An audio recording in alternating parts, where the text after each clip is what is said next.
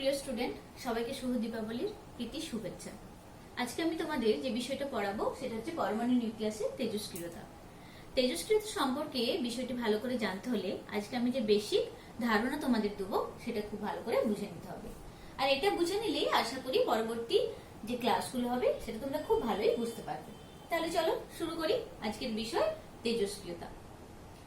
আমরা জানি যে বিজ্ঞানে এরকম অনেক মজার ঘটনা রয়েছে যেখানে বিজ্ঞানীরা একটা বিষয় আবিষ্কার করতে গিয়ে অন্য কোনো বিষয় আবিষ্কার করে ফেলেছেন। তেজস্ক্রিয়তা হলো সেই ধরনেরই এক ঘটনা।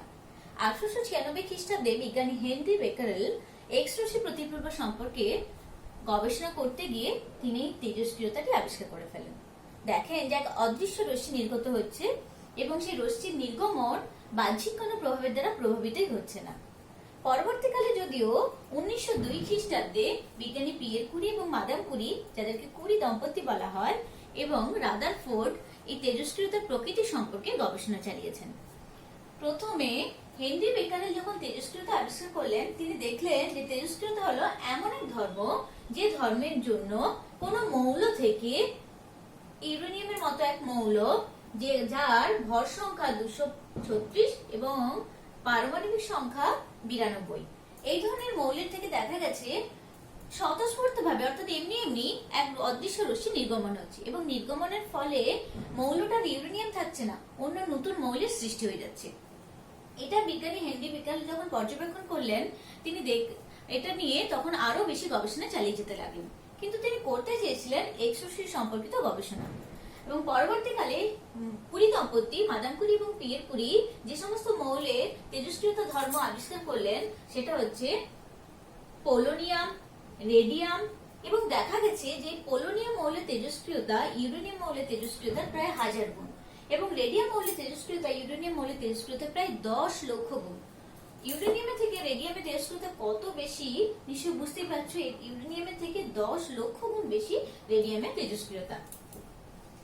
এছাড়াও আরো অন্যান্য অনেক তেজস্ক্রিয় মৌলের পরবর্তীকালে আবিষ্কার হয়েছে, যেমন নেপচুনিয়াম, প্লুটোনিয়াম, থোরিয়াম। এগুলো হচ্ছে অনেক ভারী মৌল। অর্থাৎ ভারী মৌল কাদেরকে বলছে না, যে সমস্ত মৌলগুলোর ভর সংখ্যা অনেক বেশি। এই যে দেখো এখানে একটা মৌল যার ভর সংখ্যা লিখেছে 236। এছাড়াও অনেক হালকা মৌল আছে, যেমন কার্বনের এক আইসোটোপ 6C14, এছাড়া পটাশিয়াম 19K40। এই ধরনের হালকা মৌলের নিউক্লিয়াসও তেজস্ক্রিয় ধর্ম দেখিয়েছে। এবারে তখন থেকে যে আমি তোমাদেরকে ভর সংখ্যা সম্পর্কিত কথাটা বারবার বলছি, কেন বলছি না, সব মৌল কি তাহলে তেজস্ক্রিয় ধর্ম দেখাতে পারবে?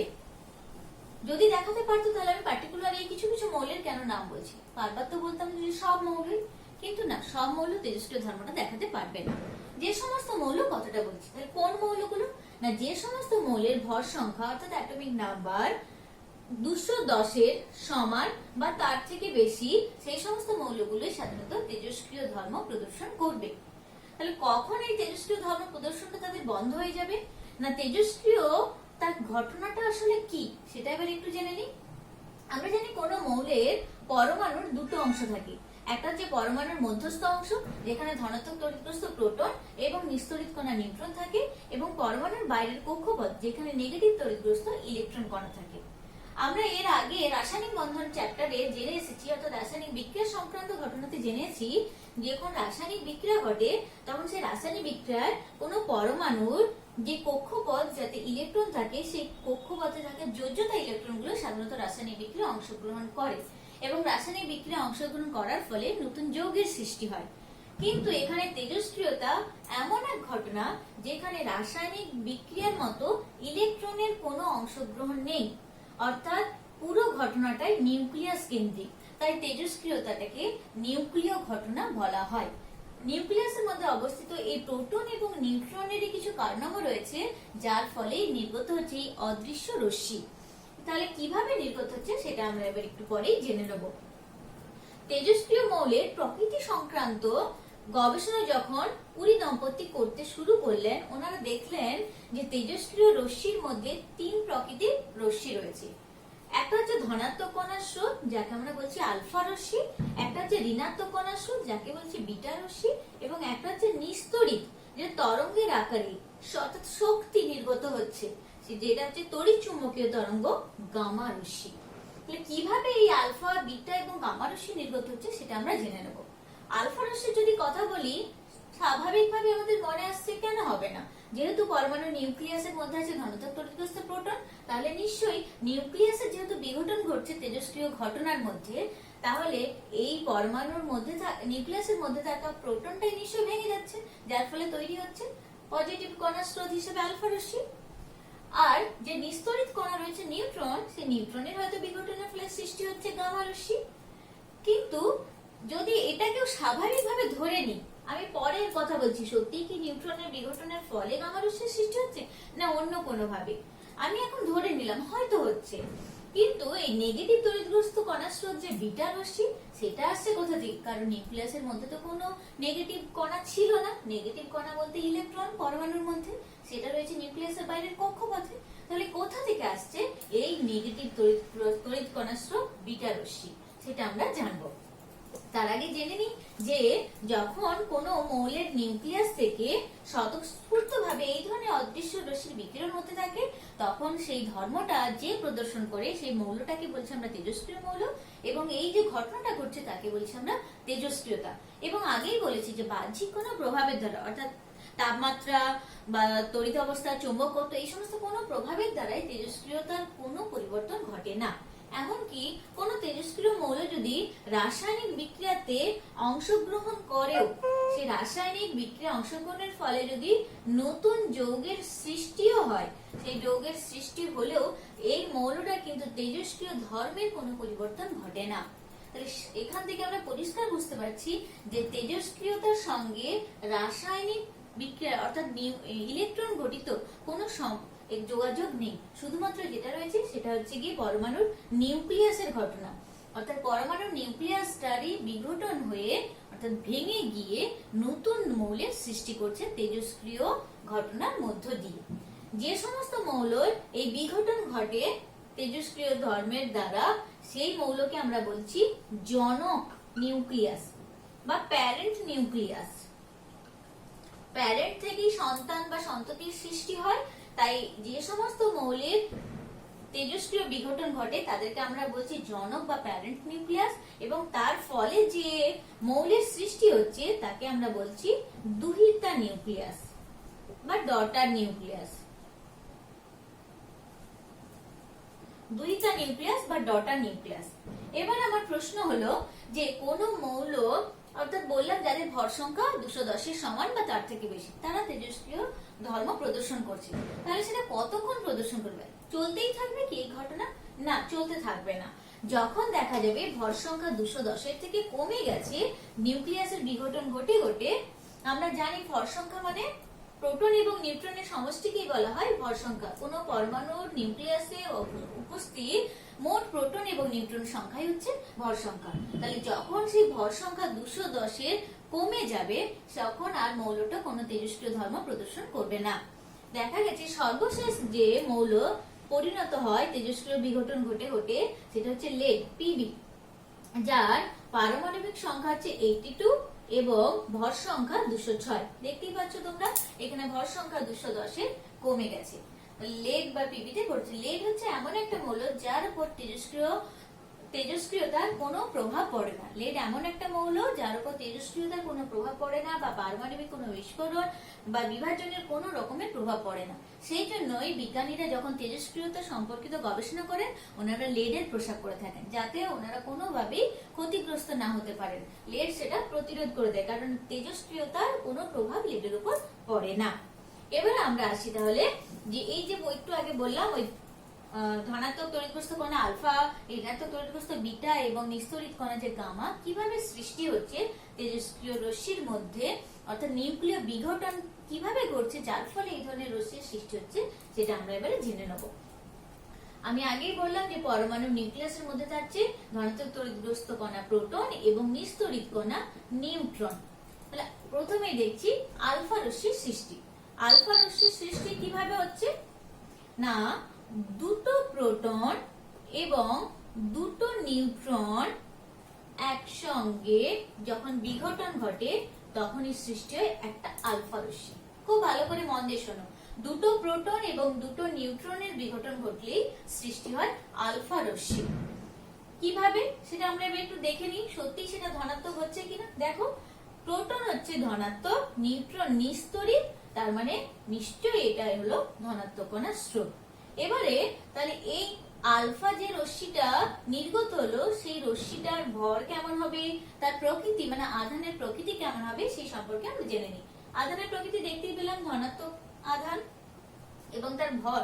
দেখো দুটো প্রোটন, প্রোটনকে আমরা চিহ্নিত করি 1H1, অর্থাৎ হাইড্রোজেনে যে প্রোটিয়াম আইসোটোপ সেটা দ্বারা চিহ্নিত করি আমরা প্রোটনকে, এবং নিউট্রন চিহ্নিত করি আমরা 1H1 দিয়ে, নিউট্রনকে চিহ্নিত করি আমরা 0N1 দিয়ে। কেন? কারণ নিউট্রন যেহেতু এর নিউট্রন কণা, তাহলে নিশ্চয়ই এর পারমাণবিক সংখ্যা হবে 0 এবং ভর সংখ্যা হবে 1। কারণ ভর সংখ্যা মানে প্রোটন সংখ্যা প্লাস নিউট্রন সংখ্যা, আর পারমাণবিক সংখ্যা মানে প্রোটন সংখ্যা সমান। তাহলে প্রোটন সংখ্যা নেই, তাই পারমাণবিক সংখ্যা 0 এবং ভর সংখ্যা হলো 1।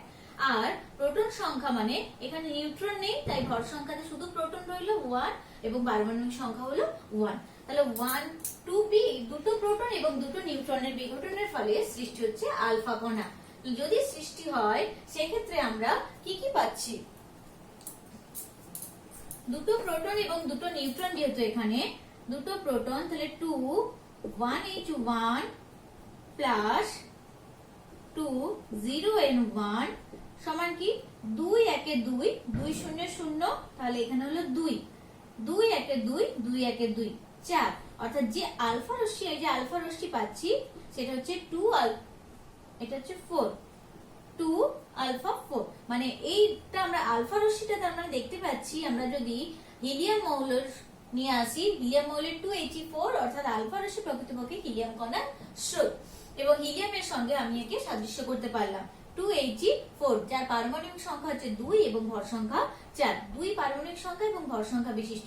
তাহলে কিভাবে আলফা রশ্মিটা উৎপন্ন হলো বুঝতে পারলে, নিউক্লিয়াসের মধ্যে থাকা দুটি প্রোটন এবং দুটি নিউট্রনের বিঘটনের ফলে সৃষ্টি হয়েছে আলফা রশ্মি, যার 2 পারমাণবিক সংখ্যা এবং ভর সংখ্যা হচ্ছে 4। এবারে আসি আমরা আলফা রশ্মির ভর, তার আধান, তার আয়নায়ন ক্ষমতা, তার ভেদন ক্ষমতা, এই সমস্ত তুলনামূলক আলোচনাগুলোতে। ভর, যদি ভরের কথাই প্রথমে বলি, দেখো আমরা জানি একটা ইলেকট্রনের ভর 9.1 × 10⁻³ কেজি, এবং একটা প্রোটনের ভর একটা ইলেকট্রনের ভরের 1836 গুণ। প্রোটনের ভর ইলেকট্রনের ভরের 1836 গুণ, মানে বুঝতে পারছো একটা ইলেকট্রন থেকে একটা প্রোটন কত ভারী। তাহলে ইলেকট্রনের থেকে প্রোটন 1836 গুণ ভারী। তাহলে একটা আলফা রশ্মির ভর কি হবে, যেহেতু আলফা রশ্মি দুটি প্রোটন এবং দুটি নিউট্রনের সমষ্টি, অর্থাৎ দুটি প্রোটন এবং দুটি নিউট্রন বিঘটনের ফলে সৃষ্টি হয়, সমষ্টি ঠিক নয়, বিঘটনের ফলে সৃষ্টি হয়, এবং নিউট্রন কণার যেহেতু কোনো ভর নেই, তাহলে আলফা রশ্মির ভর নিশ্চয়ই দুটো প্রোটনের ভরের সঙ্গে সমান।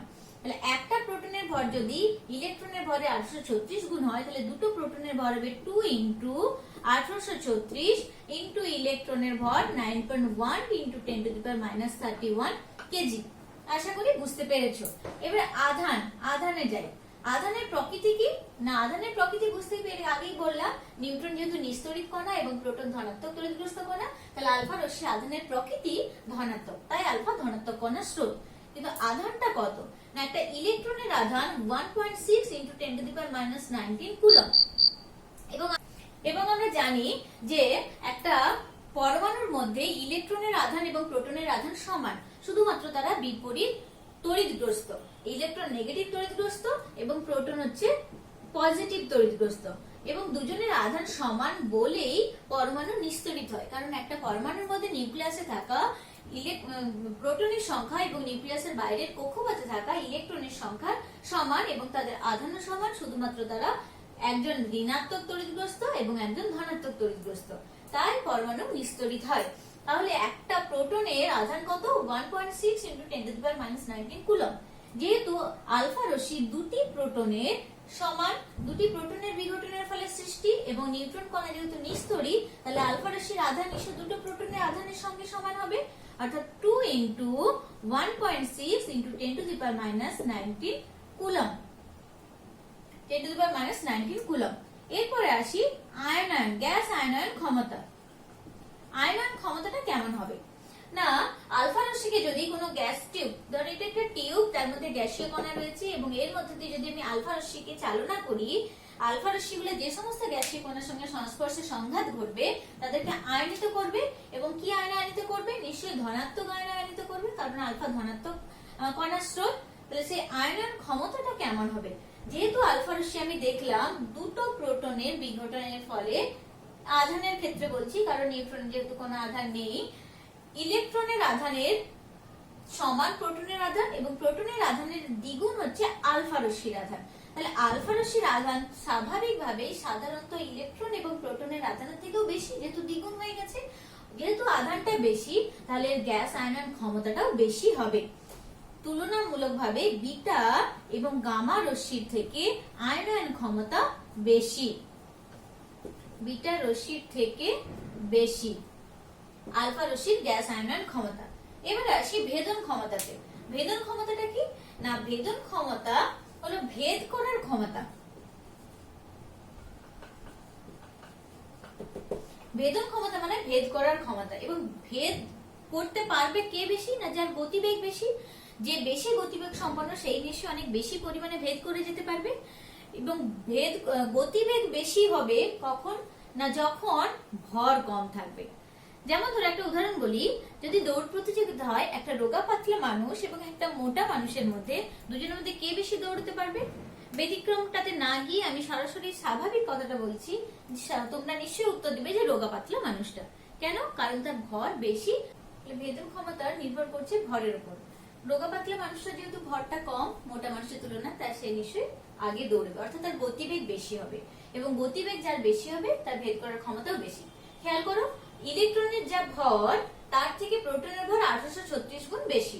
আবার আলফা রশ্মির ভর প্রোটনের ভরের আবার দ্বিগুণ। তার মানে বুঝতে পারছো একটা আলফা রশ্মির ভর কত বেশি। এই অতিরিক্ত ভরের জন্যই আলফা রশ্মির ভেদন ক্ষমতা তুলনামূলকভাবে কম বিটা এবং গামা রশ্মির তুলনায়। এরপরে আমরা যখন বিটা এবং গামা রশ্মিটা পড়বো তখন দেখতে পাবো যে আলফা রশ্মির থেকে বিটা এবং গামা তো ভরহীন এবং বিটা রশ্মির ভরটা কম, তাই তার ভেদন ক্ষমতাও বেশি হবে। কার তুলনায়? আলফা রশ্মির তুলনায়। আর গামা রশ্মি যেহেতু ভরহীন, তার কোনো ভরই নেই, অর্থাৎ তার গতিবেগ অত্যন্ত বেশি, কারণ সে একটা শক্তি তড়িৎচুম্বকীয় তরঙ্গের আকারে বেরিয়ে আসে, তাই গামা রশ্মি ভেদন ক্ষমতা নিশ্চয়ই অনেক বেশি হবে। এবার আমরা আসি বিটা রশ্মিতে। তাহলে পরবর্তী তেজস্ক্রিয় রশ্মি সেটা হচ্ছে বিটা রশ্মি। বিটা রশ্মিটা কোথা থেকে বেরোচ্ছে, এটাই আমাদের মূল বিতর্কিত বিষয় ছিল, যে পরমাণু নিউক্লিয়াসের মধ্যে তো কোনো নেগেটিভ তড়িৎগ্রস্ত কণা অর্থাৎ ইলেকট্রন নেই, তা সত্ত্বেও তাহলে বিটা রশ্মি বেরোচ্ছে কোথা থেকে? না, বিটা রশ্মি সাধারণত পরমাণুর নিউক্লিয়াস থেকে নির্গত হয়, অর্থাৎ তেজস্ক্রিয় রশ্মি হিসেবে বিটা রশ্মি নির্গত হয় নিউট্রন কণার বিঘটনের মাধ্যমে। যেহেতু পরমাণু নিউক্লিয়াসের মধ্যে থেকে প্রোটন এবং নিস্তড়িত কণা নিউট্রন, সেই নিউট্রন কণার বিঘটনের মধ্য দিয়ে ঘটে বিটা রশ্মি নির্গমন। এবং আমরা আগেই বলেছি প্রকৃতিগতভাবে বিটা রশ্মি হলো ইলেকট্রন কণার স্রোত, মানে নেগেটিভ তড়িৎগ্রস্ত কণার স্রোত। তাহলে এই বিটা রশ্মিটা যদি নিউট্রন কণার বিঘটনের ফলে বের হয় কিভাবে? আমরা আগেই বলেছি যে নিউট্রন কণাকে আমরা ডিনোটেট করি এভাবে 0n1। তাহলে এখান থেকে বিটা রশ্মি নির্গমন হচ্ছে, মানে যদি বিটা রশ্মি নির্গমন হয় মানে দেখো 0 হয়েছে এখানে, আর বিটা মানে যেহেতু ইলেকট্রন কণা তাহলে -1 0, তাহলে এটা +1 আর এটা 0। তাহলে একটাকে 0 করতে হলে আমার এখানে একটা +1 এর দরকার, অর্থাৎ 1, এবং এখানে আছে 1 আর এখানে হচ্ছে 0, তাই এখানে 1। যেহেতু বিঘটনে অর্থাৎ জনক নিউক্লিয়াস এবং প্যারেন্ট নিউক্লিয়াস বা জনক নিউক্লিয়াস এবং দুহিতা নিউক্লিয়াসের উভয় পক্ষের মোট পারমাণবিক সংখ্যা এবং মোট ভর সংখ্যা সমান হতে হবে। এখানে 0 দেখো -1 আর +1 মিলে 0 হয়ে যাচ্ছে, এখানে হচ্ছে শুধু 1, 0 + 1 মিলে 1ই হচ্ছে। তাহলে 0n1 অর্থাৎ নিউট্রন কণার বিঘটনের মধ্য দিয়েই বহিঃপ্রকাশ ঘটছে বা নির্গত হচ্ছে বিটা রশ্মি, এবং তার সাথে সাথে আর কি বের হচ্ছে না, একটা প্রোটন। অর্থাৎ বিশেষ নির্গমন হচ্ছে নিউট্রনের বিঘটনের মধ্য দিয়ে। পরমাণু নিউক্লিয়াসে থাকা যে নিউট্রন কণা, সেই নিউট্রন কণা ভেঙে গিয়ে সৃষ্টি করছে বিটা রশ্মি। এবং আমরা জানি যে বিটা রশ্মি ইলেকট্রন কণার স্রোত, কিভাবে ইলেকট্রন কণার স্রোত হলো না, দেখো নিউট্রন কণার পারমাণবিক সংখ্যা হচ্ছে 0 এবং ভর সংখ্যা 1। একটা ইলেকট্রন কণার পারমাণবিক সংখ্যা -1 এবং ভর সংখ্যা 0, তাহলে -1 এর সঙ্গে নিশ্চয়ই +1 করলে তবেই আমরা 0টা পাবো, তাই এখানে হচ্ছে একটু +1, এবং এটা ছিল 1 আর এর 0 হয়েছে, তাই একটা হলো 1। 0 + 1 1, -1 + 1 হচ্ছে 0। অর্থাৎ একটা নিউট্রন কণার যদি ভেঙে যায়, নিউক্লিয়াস থেকে একটা নিউট্রন কণার ভেঙে যাওয়ার ফলে সৃষ্টি হচ্ছে একটা বিটা রশ্মি, এবং তার সঙ্গে আমরা উপরি পাওনা হিসেবে পাচ্ছি একটা প্রোটন। এবং এই প্রোটনটা যে পাচ্ছি, বুঝতেই পারছি যে ওটা আরো বেশি পরিমাণে আলফা রশ্মির বিঘটন ঘটাতে সাহায্য করবে। এর তাহলে ভর কত হবে বিটা রশ্মিটার? না, বিটা রশ্মিটার যে ভর আমরা পাচ্ছি, যেহেতু বিটা রশ্মি ইলেকট্রন কণার স্রোত, তাই বিটা রশ্মির ভর নিশ্চয়ই ইলেকট্রনের ভরের সঙ্গে সমান, অর্থাৎ 9.1 × 10⁻31 কেজি। 9.1 × 10⁻31 কেজি, এটা হচ্ছে বিটা রশ্মির ভর। আবার বলি যে পরমাণুর নিউক্লিয়াসে থাকা যে নিউট্রন কণা, তার বিঘটনের ফলে সৃষ্টি হয় বিটা রশ্মি। বিটা রশ্মি ইলেকট্রন কণার স্রোত হলেও পরমাণুর বাইরের কক্ষপথে অবস্থিত ইলেকট্রনের সঙ্গে কোনো সম্পর্ক নেই, শুধুমাত্র নিউট্রন কণার বিঘটনের মধ্য দিয়ে সৃষ্টি হচ্ছে বিটা রশ্মি। এটাকে যদি আমরা বিটা হিসেবে লিখি তাহলে আরো বুঝতে সুবিধা হবে। যার ভর ইলেকট্রনের ভরের সঙ্গে সমান 9.1 × 10⁻31 কেজি। দেখো এর ভর প্রোটন কণার অর্থাৎ আলফা রাশির ভরের থেকে যথেষ্ট কম। আলফা রাশির ভর দুটো প্রোটনের ভরের সঙ্গে সমান ছিল, এবং সেই দুটো প্রোটনের ভর আবার ইলেকট্রনের ভরে 1836 গুণ। তাহলে বিটা রাশির ভর আলফা রাশির ভরের থেকে অনেক কম। যেহেতু এর ভরটা অনেক কম, তাহলে নিশ্চয়ই এর ভেদন ক্ষমতাটা আলফা রাশির থেকে বেশি হবে। বিটা রাশির ভেদন ক্ষমতা আলফা রাশির থেকে বেশি, ভরটা কম হওয়ার জন্য, তাহলে তার গতিবেগও বেশি হবে। কিন্তু আয়নায়ন ক্ষমতা, গ্যাসীয় পদার্থ থেকে যে আয়নায়ন ক্ষমতা, যেটা আগে দেখালাম, যদি এখান থেকে কোনো গ্যাসীয় টিউবের মধ্যে দিয়ে বিটা রশ্মিকে চালনা করি আমরা, সেক্ষেত্রে গ্যাস আয়নায়ন ক্ষমতা বিটার আলফার থেকে কম হবে। কেন? কারণ এর আধান ইলেকট্রনের আধানের সঙ্গে সমান, অর্থাৎ 1.6 × 10⁻19 কুলম্ব ইলেকট্রনের আধানের সঙ্গে সমান বিটা কণার আধান। কেন? কারণ একটা আলফা রশ্মির আধান ছিল দুটো প্রোটনের আধানের সঙ্গে সমান, মানে 2 × ছিল 1.6 × 10⁻19। যেহেতু এর আধানটা কম হলো, তাহলে স্বাভাবিকভাবে গ্যাসীয় কণাকে আয়নিত করার ক্ষমতাটাও কম, তাই বিটা রশ্মির আয়নন ক্ষমতা আলফা রশ্মির আয়নন ক্ষমতার থেকে কম। আধানের প্রকৃতি তো জানি, এটা নেগেটিভ। এবং ভরের কথা বললাম, আধান বললাম, ভেদন ক্ষমতা বললাম, আধানের প্রকৃতি বললাম। তাহলে তুলনামূলকভাবে আমরা আলফা এবং বিটাকে নিয়ে আসতে পারলাম। এবার যদি গামা রশ্মির কথা বলি, গামা রশ্মিটা কিভাবে সৃষ্টি হয় তেজস্ক্রিয় রশ্মি হিসাবে? আসলে যখন তেজস্ক্রিয় জনক পরমাণু, সাপোজ ইউরেনিয়ামের যখন বিঘটন ঘটতে থাকে, ইউরেনিয়ামের বিঘটনের মধ্য দিয়ে যে ভিন্ন ভিন্ন মৌলের সৃষ্টি হচ্ছে, অর্থাৎ আলফা বিটা রশ্মি যে নির্গত হচ্ছে, তার ফলে যে সর্বশেষ মৌল পেলাম অর্থাৎ লেড বা পিবি, এই মৌলটা 206, 82, এই যে মৌলটা পেলাম, এই মৌলটা তেজস্ক্রিয় বিঘটনের মধ্য দিয়ে সৃষ্টি হলেও এই মৌলটা থাকে উত্তেজিত অবস্থায়, অর্থাৎ হায়ার এনার্জি স্টেটে। এই মৌলটা স্টেবল স্টেটে অর্থাৎ নিম্ন স্তরে আসতে হলে এর যে অতিরিক্ত শক্তিটাকে নির্গত করে দেয়, সেই যে শক্তিটা নির্গত হয় তড়িৎচুম্বকীয় তরঙ্গের আকারে, সেটাই হলো গামা রশ্মি। তাহলে প্রকৃতপক্ষে গামা রশ্মি নির্গমনের জন্য প্রোটন বা নিউট্রনের বিঘটনের কোনো প্রয়োজন নেই। যে তেজস্ক্রিয় মৌলের বিঘটন ঘটছে, তার থেকে যে দুহিতা পরমাণু নিউক্লিয়াস তৈরি হচ্ছে, সেই নিউক্লিয়াসটা উত্তেজিত অবস্থায় থাকে। সেই উত্তেজিত অবস্থা থেকে স্টেবল স্টেটে আসার জন্যই অতিরিক্ত শক্তিটা তড়িৎচুম্বকীয় তরঙ্গের আকারে গামা রশ্মি রূপে নির্গত হচ্ছে। অর্থাৎ গামা রশ্মি তাই জন্য নিস্তড়ি, এবং গামা রশ্মি নির্গমনের ফলে পরমাণুর নিউক্লিয়াসের মধ্যে থাকা প্রোটন এবং নিউট্রনের সংখ্যার, অর্থাৎ ভর সংখ্যা এবং পারমাণবিক সংখ্যার কোনো পরিবর্তন ঘটে না। তাই জন্যই কোন পরমাণুর নিউক্লিয়াস থেকে তেজস্ক্রিয় রশ্মির বিঘটনের ফলে আলফা রশ্মি নির্গমনের ফলে যেমন পারমাণবিক সংখ্যা 2 একক কমে যায় এবং ভর সংখ্যা 4 একক কমে যায়, আবার বিটা রশ্মি নির্গমনের ফলে পারমাণবিক সংখ্যা 1 একক যোগ হয়, যেহেতু এটা -1 আছে, তাই পারমাণবিক সংখ্যা 1 একক বেড়ে যায় এবং ভর সংখ্যার কোনো পরিবর্তন হয় না, যেহেতু 0। গামা রশ্মি নির্গমনের ফলে কিন্তু পারমাণবিক সংখ্যা বা ভর সংখ্যা কোনোটারই কোনো পরিবর্তন ঘটে না। পরবর্তী ক্লাসে আমরা উদাহরণ দিয়ে জিনিসটা বোঝাবো। আপাতত এইটুকুই থাক। তবে ব্যবহার হিসাবে তেজস্ক্রিয় ধর্মের যে ব্যবহার সেটা আমরা বিভিন্ন ক্ষেত্রেই দেখতে পাই। বিশেষ করে আধুনিক জগতে ক্যান্সার রোগের চিকিৎসায়, পৃথিবীর বয়স নির্ধারণ বা বড় বড় বৃক্ষের বয়স নির্ধারণ, এইসব ক্ষেত্রে আমরা তেজস্ক্রিয় ধর্মের ব্যবহার দেখতে পাই। পরবর্তী ক্লাসে আমরা বন্ধন শক্তি এবং ভরবিচ্যুতি সম্পর্কে পড়ব এবং এই আলফা, বিটা এবং গামা রশ্মির নির্গমন কিভাবে হলো সেটা যেমন দেখেছি, এবার উদাহরণ দিয়ে আমরা দেখাবো যে নির্গমনের ফলে কিভাবে ভর সংখ্যা এবং পারমাণবিক সংখ্যার যে পরিবর্তনটা ঘটছে সেটা। আজ এখান পর্যন্ত থাক। সবাই ভালো থেকো এবং সুস্থ থেকো।